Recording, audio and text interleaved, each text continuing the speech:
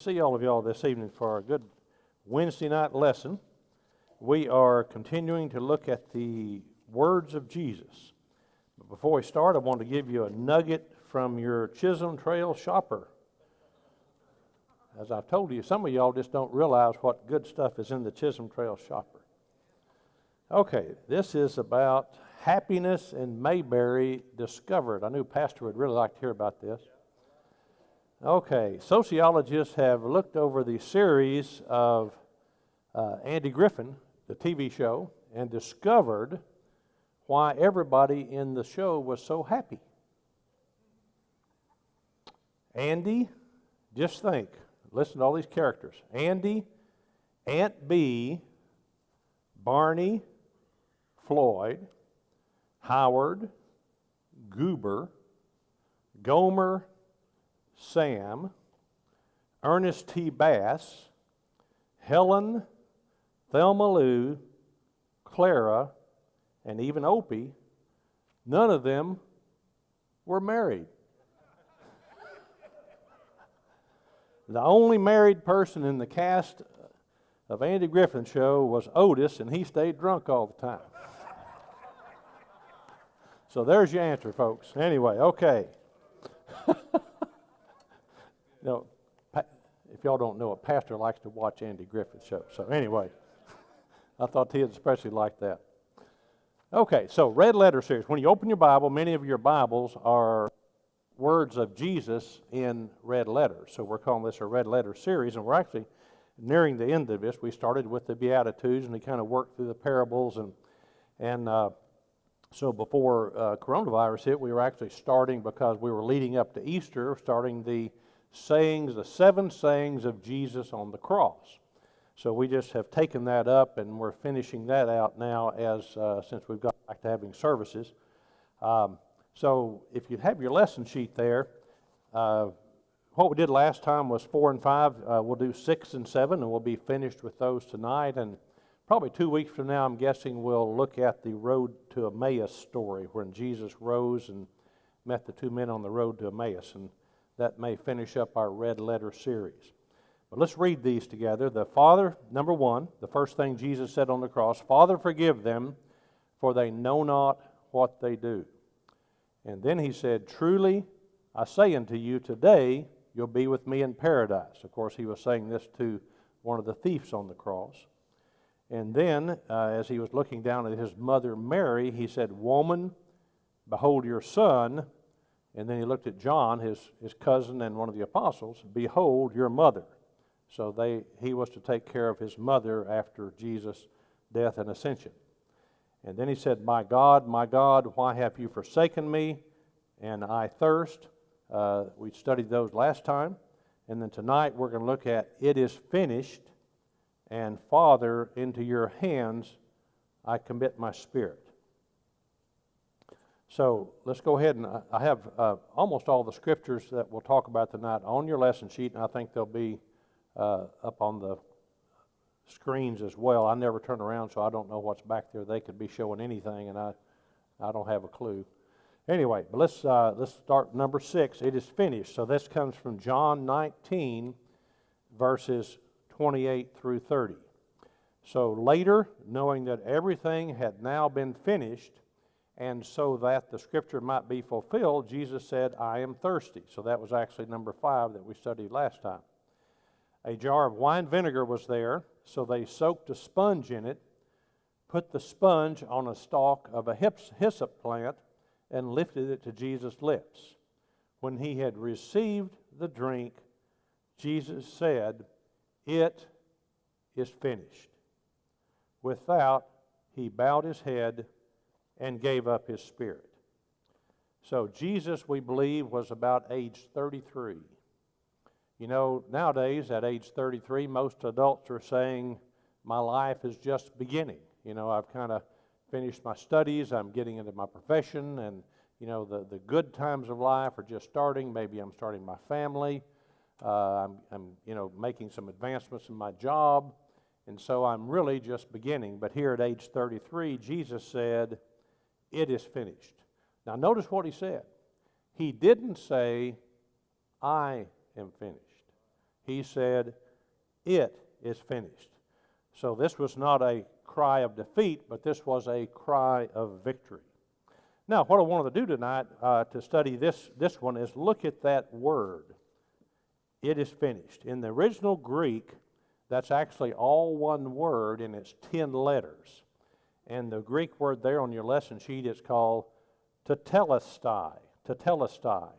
And the literal meaning in Greek, and you can get this in if you go through our pastor's great mentoring class and learn how to study with your Strong's Concordance, the literal meaning is it is finished, it stands finished, or it will always be finished.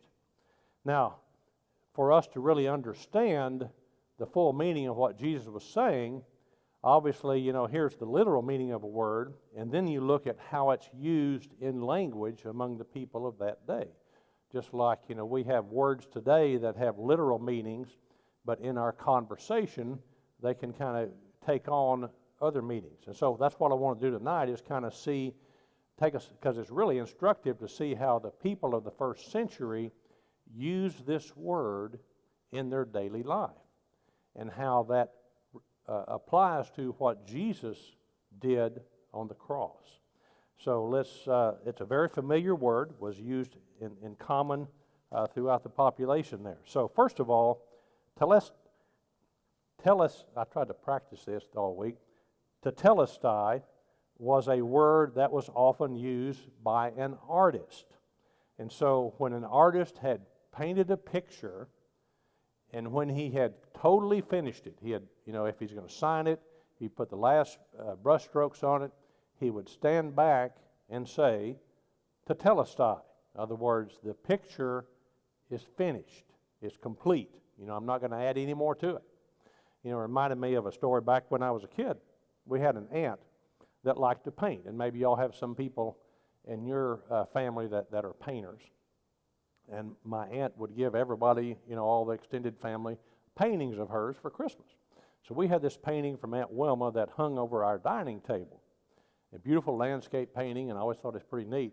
Well, every time she came to visit us, she'd say, I went to another art class, and I learned how to do clouds better. I'm going to take that home with me and redo the clouds.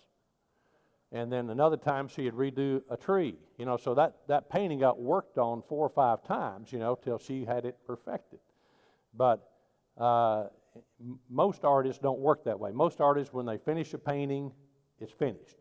And so tetelestai would be a word used by artists to say when a painting was finished. Well, so in the context of Jesus saying this, the Old Testament, if you just have the Old Testament, you don't have the New Testament, and you try to get a picture of God, you don't get a really, really clear picture of God just from the Old Testament. In the Old Testament, it's full of ceremony, it's full of ritual, there's a lot of types, there's a lot of symbols, there's a lot of prophecies, but it's even for a Bible scholar to take just the Old Testament, not look into the New Testament, and get a clear picture of God from just the Old Testament. But you see, when Jesus came to earth and became God in the flesh and lived his life, he gave us a clear picture of who God was. People could see the characteristics of God, how God would react in certain situations, how he treated people, how he felt about people. So Jesus gave us a clear picture of God, and through his life we can see a lot of what the Old Testament meant in types and symbols. But without Jesus on the earth, we never got that clear picture of God. And so here's I put some verses on here, John 1, 14 and 18. And the word, this is John speaking, the Gospel of John, speaking about, he's obviously writing after Jesus has gone back to heaven. And he says, and the Word became flesh and dwelt among us, and we have seen his glory, glory as of the only Son from the Father, full of grace and truth. No one has ever seen God, the only God who's at the Father's side. the only God who is at the Father's side, he has made him known, saying Jesus made God known to us. We have seen God by seeing Jesus. And then in Hebrew, the writer of Hebrews in chapter 1, 3a said, he, meaning Jesus, is the radiance of the glory of God and the exact imprint of his nature. So when you think of imprint of his nature, what I thought of was, fingerprints, palm prints. Everybody in the world has a unique fingerprint or palm print. Or now they're doing facial recognition. Walmart is. So they recognize you when you come in their store. I don't know if you know that or not. They know who you are. When you check out at Walmart in one of those self-checkout deals, look up. Your picture's right there. They're looking at you to associate your picture with your credit card and your name. And so facial recognition is a big thing. But there's only one you, right? So they're not going to associate your name with somebody else. Or I thought of these retinal scanners. There's some companies that have such exact identification requirements that you have to look into this thing and it scans your retina to make sure it's you. Kathy likes to watch criminal shows, and some of them, we've seen people where they rip somebody's eyeball out so they can, put it up to the retinal scanner and get in, Anyway, that's my wife. She just loves that stuff. So I watch it because I'm such a good husband. I watch it with her. Anyway, so what I'm saying is, with the Old Testament, it's like you had this blank canvas, and every prophet, put a mark or two on the canvas with what he had to say and what he had to prophesy. The symbols, each ceremony, everything kind of added something to this canvas of this picture of God. But when the Old Testament was finished, you could look at that and it still wasn't clear what God was like, who God was. It was a background. It was maybe a background landscape. Maybe it was just a foundational painting, but it didn't make God clear to the man that was looking at it. But when Jesus came, he became God in the flesh, and we could see God. Just like John said, we saw him. We saw God in the flesh. And so when Jesus on the cross at the end said, "Tetelestai," it is finished, because the finishing picture of God was that God would sacrifice himself for his people. So the final stroke in the picture of God, was that he would die for his people. So that's the first way tetelestai was used back then. Number two, tetelestai was a word that was also used by servants. So a master would tell his servant to go and do something, and when the servant had completed the task, he would return to the master, and the servant would say to the master, tetelestai, because he had been given a task to do, and the servant had done it and finished the work that he was supposed to do. So he would go back to his master and announce, tetelestai, it is finished, it's complete, I've done it. And so when we put that in the context of Jesus, Jesus was sent by his Father to complete a task. And Jesus spoke of this there on your lesson sheet, Mark 10:45. Jesus himself said, "For even the Son of Man did not come to be served, but to serve, and to give his life as a ransom for many." And so Jesus was sent by God to do a task. And so when the task was finished, he said, tetelestai, the task is finished. And he came to give his life as a ransom for many. I'll tell you a story. Those of you who are old enough may remember this. January 1982, Florida Air Flight 90. This was a flight that was going to be from Washington, D.C. down to Florida. And there was a snowstorm going on. And the wings would ice up, and so every so often they would come around to the airport. You know, they was waiting to take off, and the takeoff was delayed, but they would de-ice the wings, and so there was a delay, and it had been a while since the wings had been de-iced, but the pilots decided that de-icing really didn't help that much, so they just went ahead and took off. And they took off, and 30 seconds, the plane there was so much ice on the wings, the weight of the ice, the plane could not gain altitude. 30 seconds after it took off, it rammed into the 14th Street bridge that was crossing the Potomac River. It crushed 6 cars and a truck, and then the plane itself fell into the Potomac River. And so only the tail section stuck out. There was a small U.S. Park Service helicopter that heard about this, so it braved the snowstorm, and it goes to the crash site, and it finds only the tail section sticking out. Turns out that of the 79 people aboard, all but 6 died on impact. So there's 6 people alive. 5 passengers and 1 crew member survived. So the helicopter was a little 2-man helicopter, so it wasn't like they could, drop a lifeline and bring them up to the helicopter, because it was a really tiny helicopter. So what they did, they dropped a lifeline. And there was one passenger, his name was Arland Williams. He was a 46-year-old bank examiner from Atlanta. And he turned out to be the hero, because what he did, he took charge. This helicopter was hovering, the snow was coming, but they dropped a lifeline, and so he would catch the lifeline, and he would hand it to a passenger and wrap it around them, whatever kind of straps they had.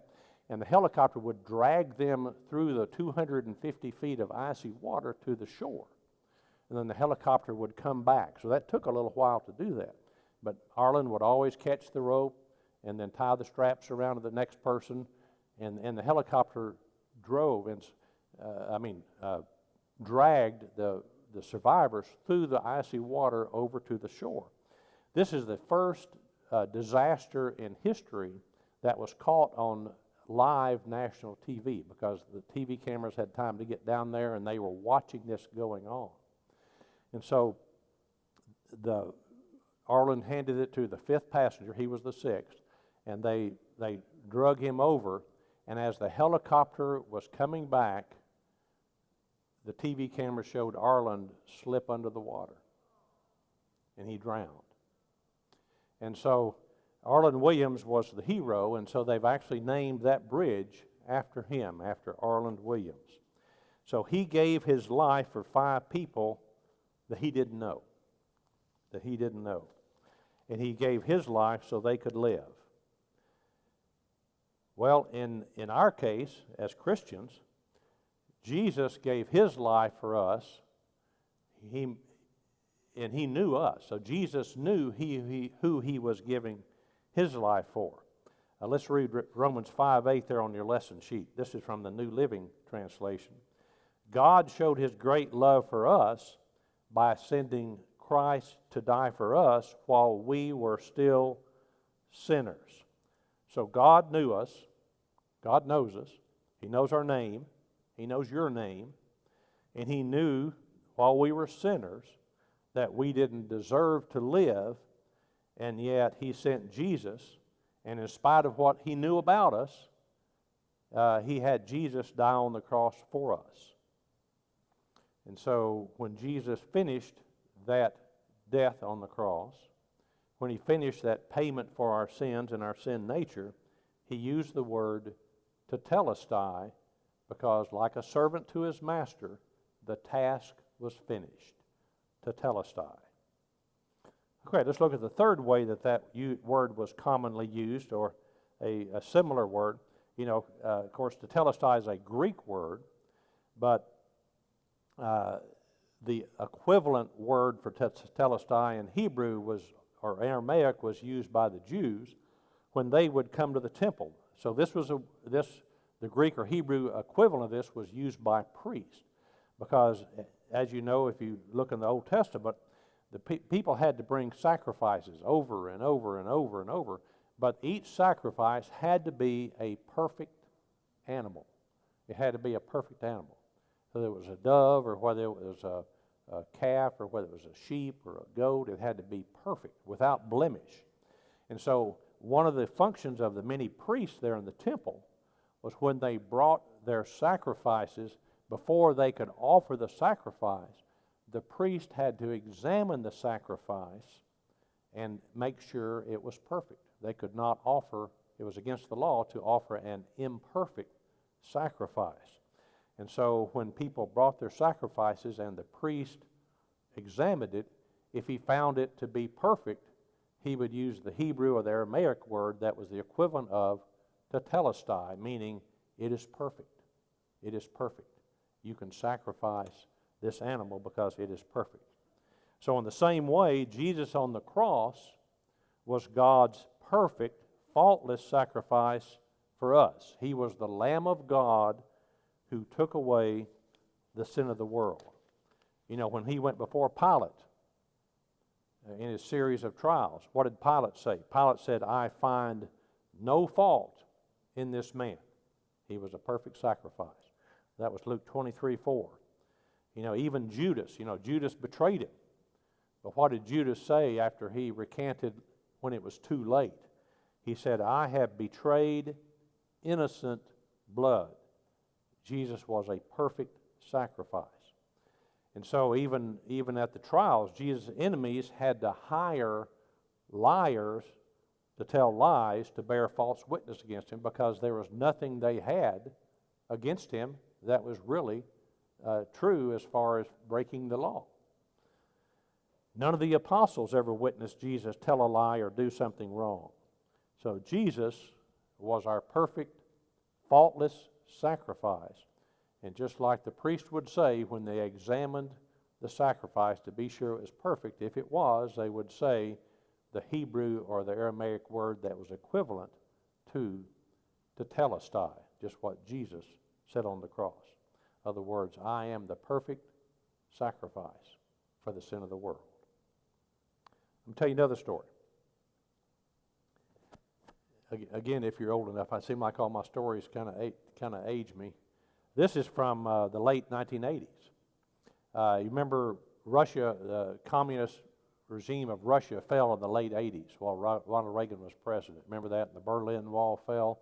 There were a bunch of smaller communist countries around Russia. And as those dictatorships fell one by one, horror stories started emerging from those countries. Probably the very worst that we heard about was what was called the orphanages in Romania.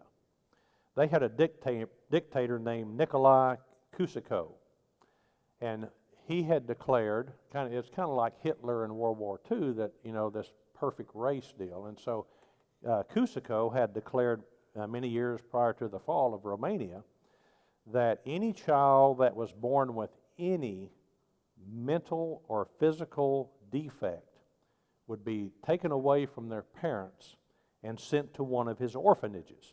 And he called these orphanages homes for the deficient and the unsalvageable. And so all these, quote, imperfect children were dragged kicking and screaming from their parents, and they were sent to these orphanages because Nicolae Ceausescu said, we don't want to use any of our valuable resources of this nation we don't want to waste them on these imperfect people. No imperfection will be tolerated. We want a perfect people. Well, after his nation fell, after his regime fell, after he was executed, Western TV reporters got their first glimpse of these homes for the deficient and unsalvageable. And they reported that basically these were death camps for children. The TV cameras showed naked, starving children, ankle deep in their own urine, covered with scabs. They were being herded like pigs. They were made to bathe in troughs of black water. It was just beyond awful. And this was all because they had imperfections. So aren't you glad, aren't you thankful that God did not look at us in our imperfections, and decided that we were unsalvageable and decided that we were not worth wasting any resources of His on. You see that? Instead, God gave His most valuable resource, His Son, to come as a perfect sacrifice to save us, who every one of us has imperfections. None of us are perfect. None of us are perfect. So Jesus, when He died, said tetelestai, because He was the perfect sacrifice. Okay, the fourth way that this word is used commonly back then was with merchants. Tetelestai was a word used by merchants referred to paying off a debt. So if you purchased something, whenever you completed your payment, whether it was immediately or you made payments and paid it off eventually or paid it off with crops later or whatever, but whenever you completed your payment, you would get a receipt, and the receipt would say tetelestai, paid in full. Paid in full. And so as sinners, we can never pay our debt of sin. We have to have someone to pay our sin debt for us. And so when Jesus paid our sin debt for us, He said tetelestai, paid in full. So the sin debt was paid in full that each of us has. Now, He paid the sin debt of all men, past, present, and future. If the Lord tarries for however long, the sin debt was paid at the cross. Now, what's unique, there's a catch to this, though. This is not, Jesus paid the sin debt for all men, so everybody's going to heaven. There's a catch. We have to accept the pardon. We have to accept the pardon. Through Jesus' death, we're offered a pardon from our sin, but the catch is we have to accept it. Here's another good story that illustrates this point. This is from 1830 in the United States. George Wilson was sentenced to hang after he was convicted of killing a guard while robbing a federal payroll from a train.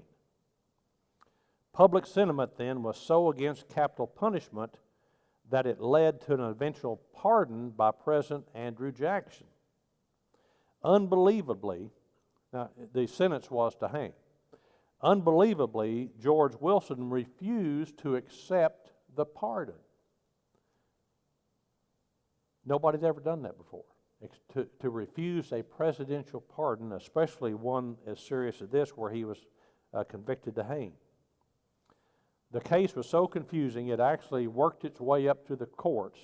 It took 3 years. I looked this up on you can Google anything now, so I Googled George Wilson Supreme Court. Sure enough, he did this in 1830, or he refused the pardon of the president in 1830. Well, it took 3 years, so I guess the courts weren't much faster than they are now. But the Supreme Court in 1833 issued a decree. This is interesting. The case became so confusing, the Supreme Court of the United States was called on to bring about a ruling. Chief Justice John Marshall delivered the verdict. He says, "A pardon is a parchment whose only value can be determined by the receiver of the pardon. It has no value apart from that which the receiver gives it.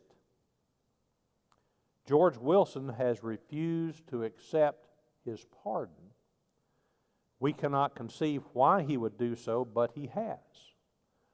Therefore, George Wilson must die." In other words, you can't force a pardon on somebody. So consequently, George Wilson was hanged. But you see, that's the same way it is with us. God's grace through Jesus on the cross, tetelestai, paid for our sins, paid in full, paid the debt in full. He's offered us a pardon, but we have to accept it. Or we can be like George Wilson and refuse the pardon. We have that free will. Okay, now let's look at, that's number 6. It is finished. Now let's look at number 7. Father, into your hands I commit my spirit. Let's read, that's on the, Luke 23:46. Jesus called out with a loud voice, Father, into your hands I commit my spirit. When he had said this, he breathed his last. So it's interesting that in all the 4 Gospels, Matthew, Mark, Luke, and John, that give the life of Jesus, only Luke is the one that records these very last words of Jesus. You know, if you, again, you can Google famous last words. You know, that's kind of what I named this part of this series, Famous Last Words.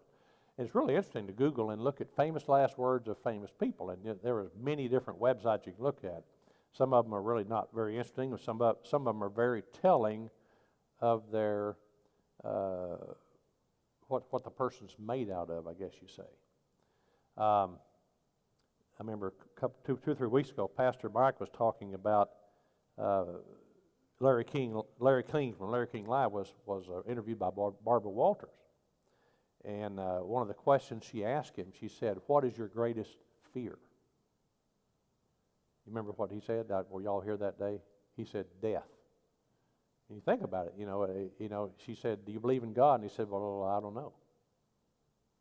You know, so a person that doesn't know, their greatest fear is going to be death. But you know, in the same way, Jesus' last words tell a lot about him. Let's kind of look at some of those last words. Number 1 is Father. The first thing he says is, Father, into your hands I commend my spirit. So, Father kind of speaks of an intimate family relationship.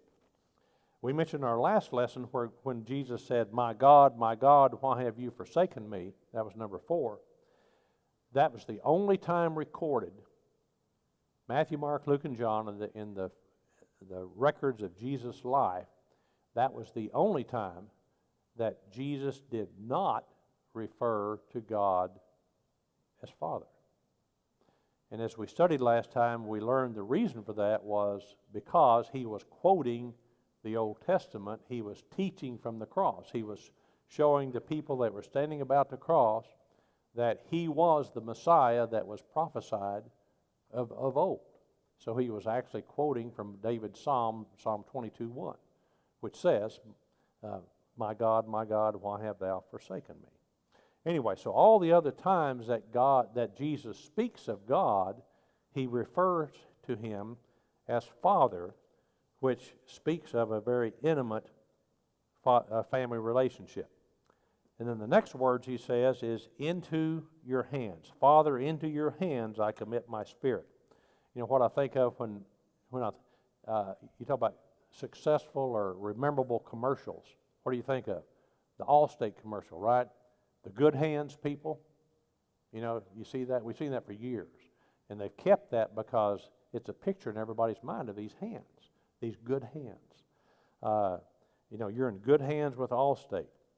And you think about it, you know, what child does not long for his father to embrace him, to reach out and hold him, to reach out and embrace him, especially when he's having a tough time, when he's in pain, or when he's in suffering, or when something's gone wrong. And so Jesus says, into your hands. And so he's thinking of the hands of God. But you see, God's hands are not just ordinary hands. In Psalms 19:1, and I don't think I put that on your lesson sheet, David said, the heavens tell the glory of God, and their expanse is declaring the work of his hands. So God's hands were in the creation of the world. So these are the hands that created the universe. These are the hands that set everything in motion. God's hands are the hands that created the galaxies and the stars. And his hands also made all the microorganisms that we can't see. The bacteria, the viruses, the things that we've talked about so much the last month or so. Anyway, so here at the end of his life, Jesus has been in the hands of wicked people for about 15 hours. They beat him, They've slapped him. They've smashed a crown of thorns on his head. They've nailed him to the cross. And so now, at the end of his life on earth, it is finished. I commit into your hands, I commit my spirit. He's returning to the Father's hands. And then he says, I commit. I commit. So the word commit means basically to deposit something valuable into a safe place. So if you're committing something, you're depositing something valuable into a safe place. So let's say you make up your last will and testament. Do you leave it laying on the dining room table? You know, you just kind of throw it somewhere? No, you want to put it somewhere where it's safe. And so it's something valuable because it's your last will and testament. So generally you put it in a very safe place, maybe a safe deposit box. What about your most valuable possessions? You know, you don't just treat them willy-nilly. You put them where they're very safe, where something won't happen to them.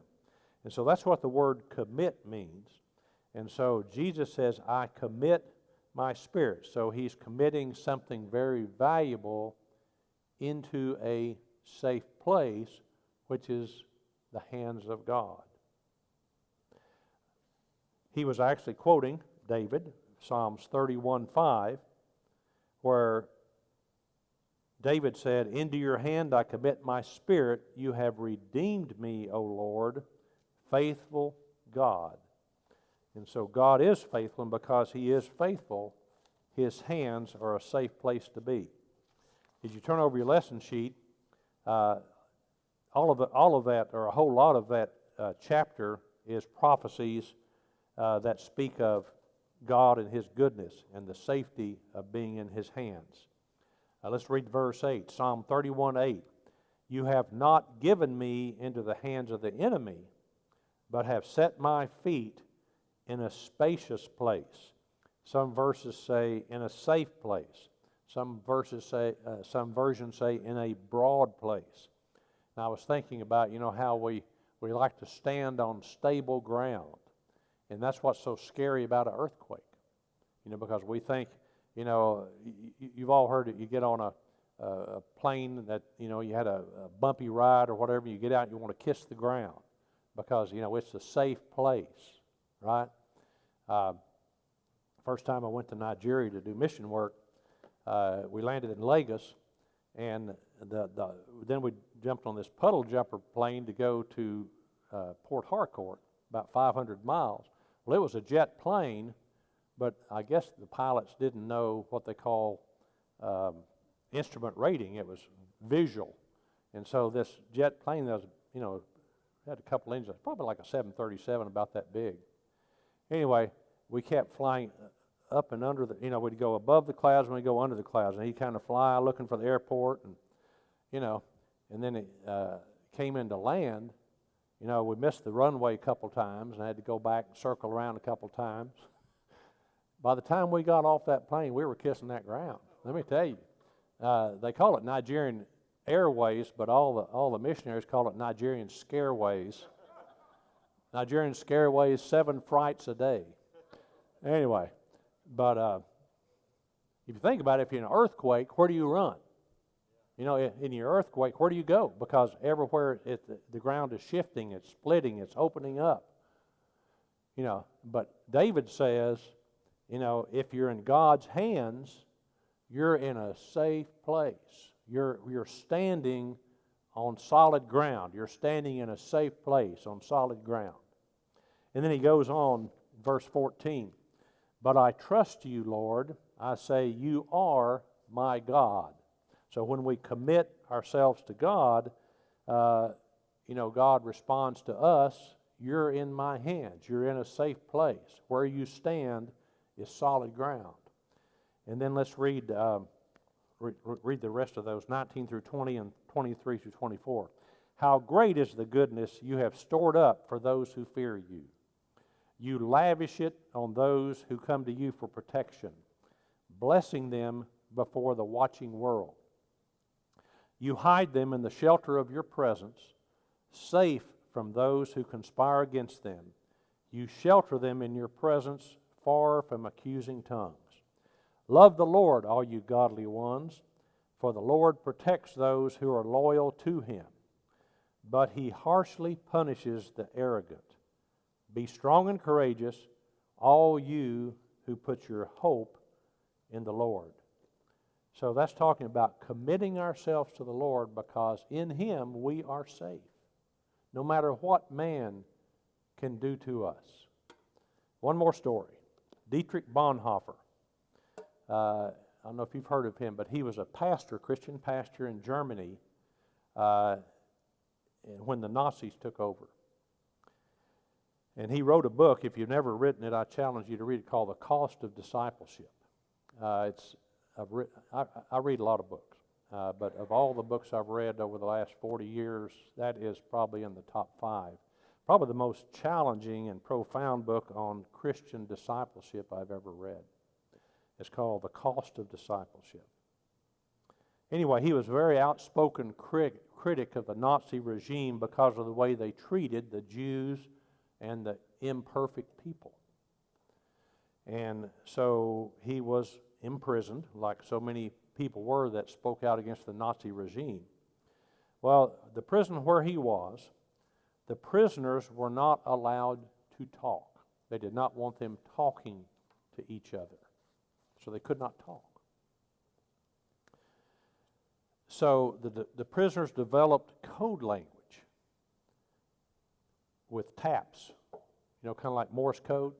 I don't know if it was actually Morse code, but they developed taps on the wall to talk to each other. Anyway, if they tapped 3 times in succession fairly rapidly, what that meant was God with us. God with us. So they used that to encourage each other.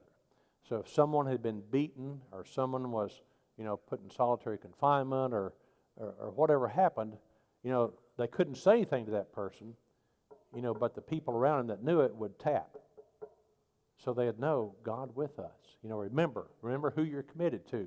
These people can't really hurt you where it really matters. God with us. God with us.